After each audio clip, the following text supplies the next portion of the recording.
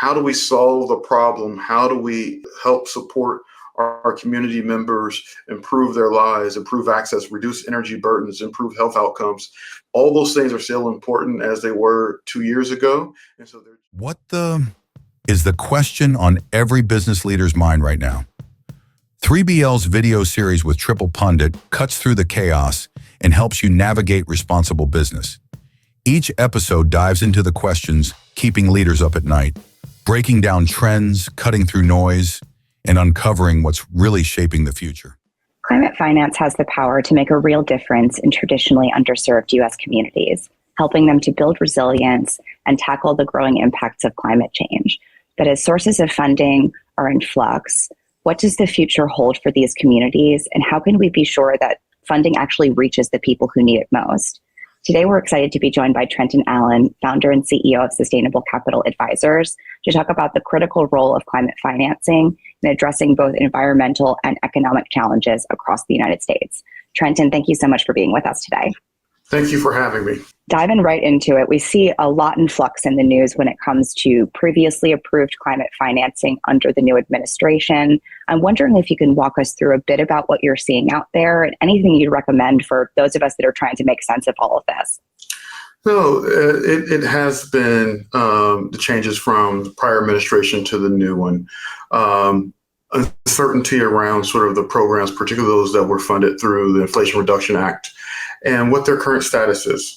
And so that has caused a number of community organizations, governments, project developers, CDFIs, green banks, and others to sort of trying to figure out sort of where they are at in this particular moment. How do they move forward on many of the projects and initiatives that were designed to deal with some of the challenges that exist within communities, whether it's related to resiliency and flooding, extreme heat, high energy burdens. And so right now, many of these organizations are trying to reset and better understand what the landscape will hold with regards to what federal funding programs will remain, what might be the new program guidelines if they were to exist, what changes might be afoot.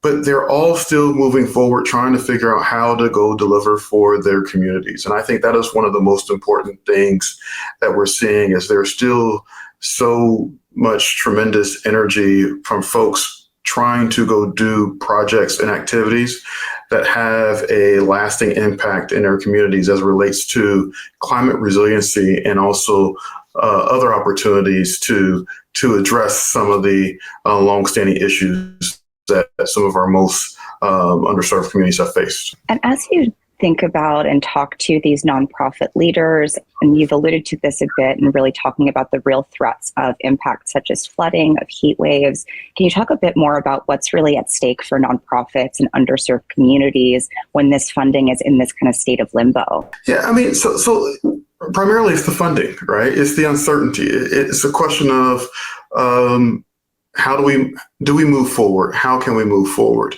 Some of the funding from some of the federal programs was incredibly important to fill gaps in projects that have been on the drawing boards for years, but have suffered because there hasn't been enough capital. So some of the funding that might have been from some of the programs from EPA, community change grants, and some of the others were really instrumental in helping particularly local governments and nonprofits fill these important gaps to allow for these projects to be executed. And so what's at stake now is just the fact that they're at a pause. They're at a pause because you're trying to figure out where will the capital come from, how the project can be moved forward, what's the timing of that. Is the engineering firm, is the project developer, are they certain in moving forward with a project that may get delayed, that may take longer? Should we spend the money for permitting and all the other? And so what you see is just sort of a pause in these particular projects. Not unlike the pausing that you see just generally in our economy, given the levels of uncertainty that are being faced economically. even as it relates to some of the broader themes and challenges that we're facing now. And so I think that the legislation or the pause in federal funding has caused people to pull back, but really delayed in trying to think about sort of how they can move forward. Mm-hmm. And as folks do look to move forward, it does seem that there's more pressure in general across the board to prove that climate work, sustainability work has value. And I wonder if you can speak a bit to how climate financing can be framed, not just as an environmental issue or an ideological issue, but really as an economic and public health opportunity in a lot of cases for these communities. Oh, absolutely. And I think that's where you see sort of the opportunity is where a lot of particularly community-based organizations and local leaders have really been thinking about the framing for this. A term that we, sort of the energy finance space, we would see a lot would be energy burden. Over the last few years, you start to hear more about that. But really, it's just sort of a question of how much are residents, our citizens, spending on their utility bill compared to what's their income. And so what that means is that sort of like can we reduce that in a way that allows for people to have more disposable income to be spent on other needs? How do we think about sort of this high cost of energy that sometimes is represented because they have homes that are poorly insulated? They have other inefficient measures within their housing that they're either renting or owning. And so how do we think about combating that? How do we make this housing that they have more efficient? And so that's why I think communities are still moving forward and thinking about this, is because they recognize that energy and climate and resiliency are kitchen table issues as it relates to sort of how much am I spending on my energy bill. And if there are technologies, if there are advancements that can be utilized that can bring down that cost, either through energy efficiency or through solars and battery storage, then we would be foolish not to consider that within communities. That is part of being energy independent, is to think about sort of how can I reduce costs? If I can think about utilizing an electric vehicle that may be able to reduce my cost over time of compared to a combustion engine, then I should think about that in the context of how do I manage the economic affairs of my household, my business, my city, my county. And so those are all at heart, sort of these particular issues that are at stake. And I believe that as we think about those in that particular context, it gives some space for us to also think about other components, as you mentioned, it's sort of about health and well-being, and how we think about these particular aspects all along. And so I think, on the ground, it has always been about economics. It has always been about the value. And as we continue to look at those as key metrics or KPIs for how we measure success, I think it gives us a roadmap to think about sort of how we not only frame these issues, but develop solutions to meet the needs of members of our community all across the country. So well put. Really appreciate that. When we say something like climate finance, it becomes kind of amorphous, right? But really coming down to how much are people paying for their energy? How can they free up some of that to help them feel financial relief and really make their lives a little easier, a little better, and have this knock-on benefit for communities? So really appreciate that perspective. And in the case that federal funding does become less reliable, I'm wondering if you can speak a bit to where else climate-focused nonprofits and local leaders can begin to look for capital to continue on with this work. Yeah, I believe that, in some respects, what's old is new again, right? You might not be able to tell from today because I'm freshly shaven, but, I have a few gray hairs. And so I've been around long enough when the federal funding wasn't there. Right. I can remember a time when we had to think about the private capital markets as the way that projects would be financed as it relates to home energy improvements, solar projects, battery storage, and the like. And so I think that the funding that was provided through the Inflation Reduction Act and the Bipartisan Infrastructure Law under the Biden administration it was often said that it was once in a generation. So when you say it's once in a generation, you should mean it that it's once in a generation. And as a result, you say, well, what do we do before? And so what do we do before is we looked at sort of how can we mobilize philanthropy?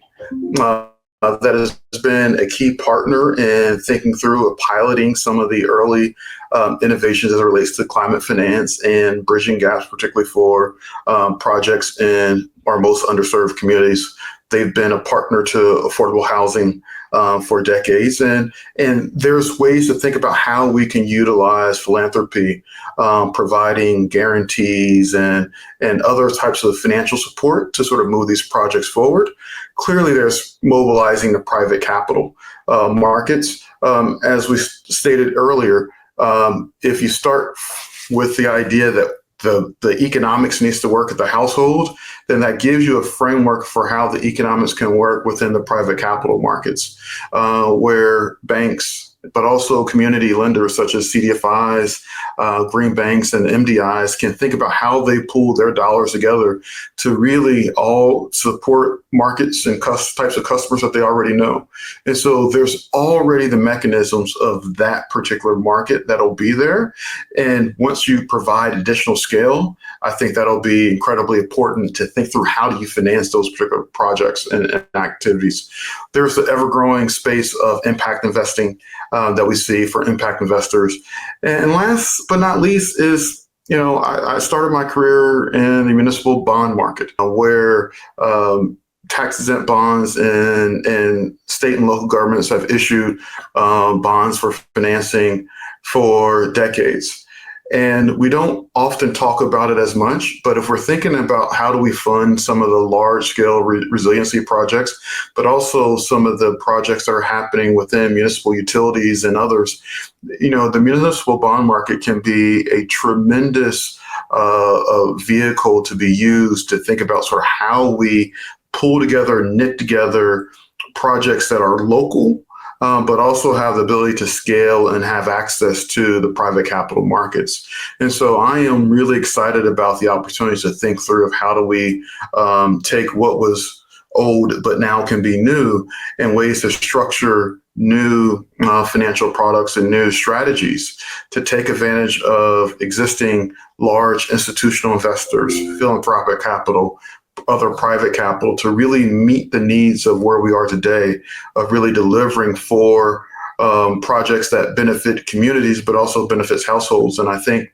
the work that has been done over the last, particularly over the last 4 years plus, has resulted in developing a market that I think now we have an opportunity to step into with some new tools and being able to move forward even in spite of uncertainty. Trenton, I'm always appreciative of your optimism, your resolve. It is inspirational. We really appreciate that. And I wonder, to kind of build on what you've just said, if there's anything else that you're particularly excited about or that gives you hope in the realm of climate finance and resilience right now, and if there are some maybe areas that you do still have concerns as we look ahead. Yeah, I'm always hopeful. And part of that's, it's because part of what we do, particularly in the finance space, is think about how do we solve the problem, right? And so the variables change, sometimes the assumptions change, but the goal still remains of how do we make the numbers match, how we make them balance, how do we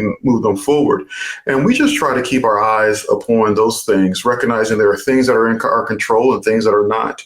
And so in this space and time, it is what's in our control and how do we look forward to identify the areas where we can be successful in moving forward with projects and initiatives and programs that are incredibly important to folks in everyday life. And so, as you mentioned, sort of like what gives me hope, I'm also strengthened by the work that our clients do. Right. And so, for instance, I think about sort of the work that we're doing with Finance New Orleans and sort of how they are thinking about utilizing their ability to galvanize capital within the city of New Orleans to really provide sort of a a place where projects that are both resiliency and clean energy and charging and energy efficiency can come together and get financed at scale, and to bring capital into projects that otherwise may be difficult to access because they are rooted within a community. They understand the challenges that exist there. They understand the particular challenges as it relates to developing and receiving permits. And so as a finance entity, because they are local, they can help shepherd projects and project developers, but also community members through these particular times, and find ways to partner with capital providers that are focused in New Orleans, but also outside of it. And so I'm excited about sort of the work that they're doing and thinking about sort of how these pieces come together. And then I'm also, really strengthened by the work that others are doing, like a Marin Community Foundation that's in Marin County, California, who are thinking through sort of what, as a community foundation, what can they do? What are the tools that are at their disposal to think about providing more access and to catalyze energy infrastructure projects in their most underserved communities within their county. And so it becomes, what can we provide from grant opportunities? What can we provide? How do we use our capital in a very strategic way to bring other partners along to help fund these particular projects? How can we identify support that's needed for local governments to build capacity? And so what I see is, what gives me hope is that folks are working. They haven't stopped working. Their heads are down. They're committed to doing this work. And what you see is that because they're embedded and entrenched in a local place, they can't retreat. They're not retreating because there's the uncertainty.